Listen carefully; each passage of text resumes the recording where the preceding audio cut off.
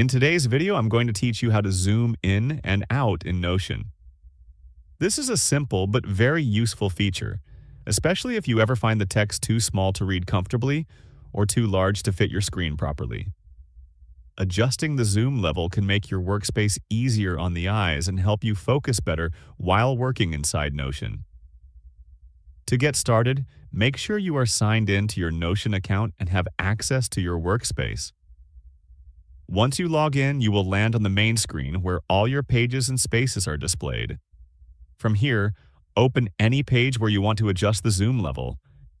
It does not matter if it is a document, a database, or a calendar page, because the zoom function works the same way across the entire Notion interface.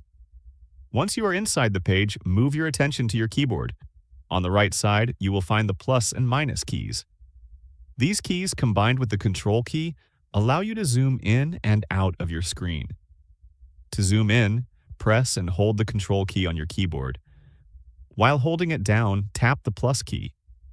You will immediately notice the content on your screen becoming larger. If you want to zoom in further, simply repeat the same action until the text and layout reach a size that feels comfortable for you.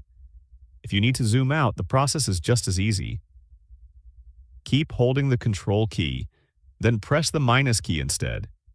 Each press will gradually reduce the size of the content on your screen. Continue pressing the minus key until you return to your preferred view or reach the original resolution. This gives you full control over how large or small everything appears while you work. Using zoom correctly can make a big difference, especially if you spend long hours inside Notion. Whether you need larger text for better readability or a zoomed-out view to see more content at once, this simple shortcut helps you adjust your workspace instantly without changing any actual settings inside Notion. That's it for this video, and you are now ready to zoom in and out in Notion whenever you need to. If you found this video helpful, let me know in the comments, give it a like, subscribe to the channel, and don't forget to hit the notification bell.